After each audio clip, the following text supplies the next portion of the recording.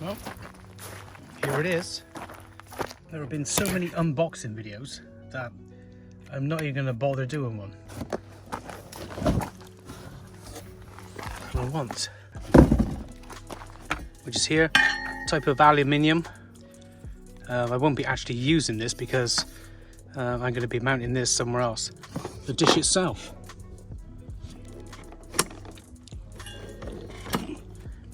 The cable, and of course the modem.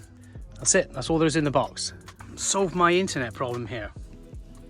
Plug in, electric, app. Some say about the coverage of these of the Wi-Fi unit is not that good, but I don't have a large place, so it's not going to make much difference to me. Only thick walls. Just offered the cable up. I got enough, plenty, more than enough.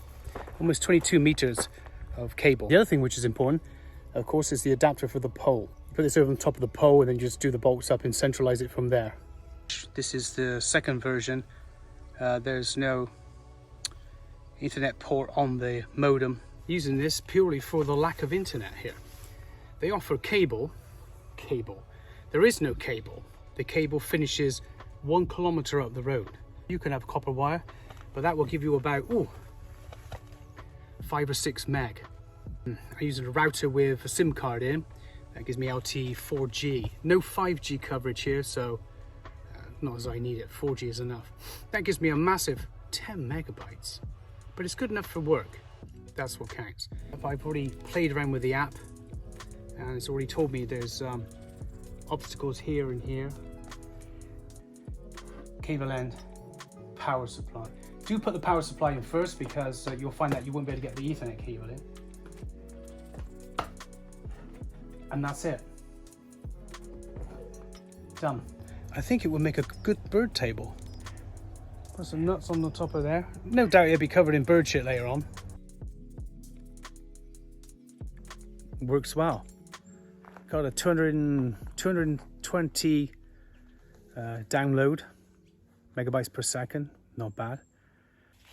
It's true what they say about the Wi-Fi signal. Absolutely diabolical, really bad. It's just the size of the walls that just seems to kill the signal.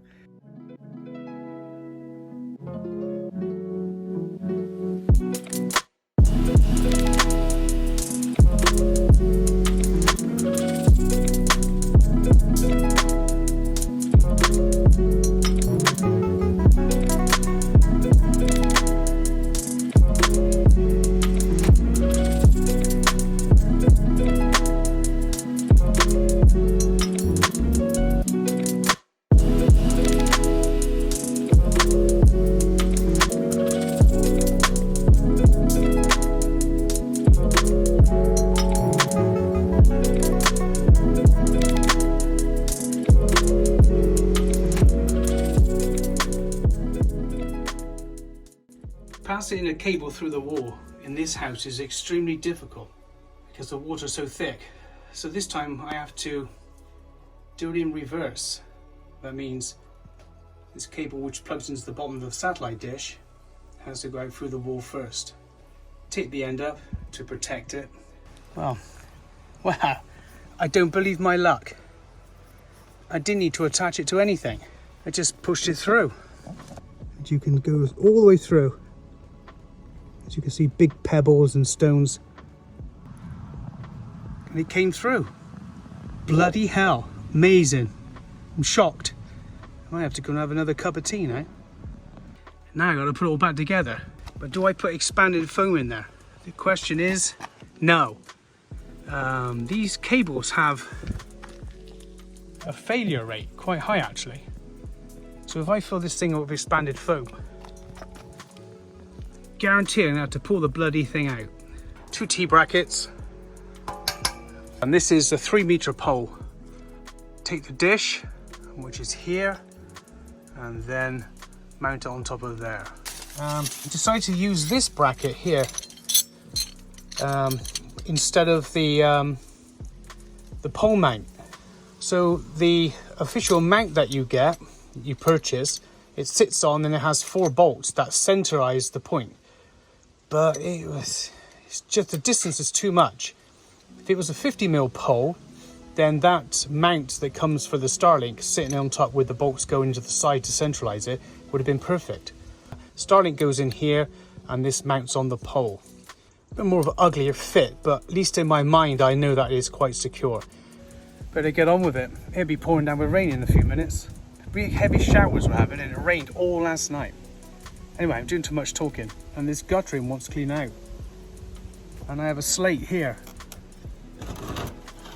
Where did this slate come from? That would have been a perfect place. See how it fits in there? And what we do then is, we put the Starlink through here and then clamp it through. Just enough to pinch it, that's all. Otherwise you end up crushing it and ruin it. Right, that's it. Done. Just gotta put the coax in. The coax. Put the cable in. It's not the days of amateur radio now. The pole basically dictated how I could put it up. A long 6 hours. Find out whether there's any obstacles. The only obstacle I can see now, compared to everywhere else I had it, is basically the stack. It might appear now because every time before I was quite far away from it. Maybe the pole is a bit too high because there's slight movement. It moves. You can see it move. Whether that's going to affect the reception, I don't know. It's quite breezy today, but you can imagine in a gale force wind how it would. Well, anyway, we'll find out. We'll see.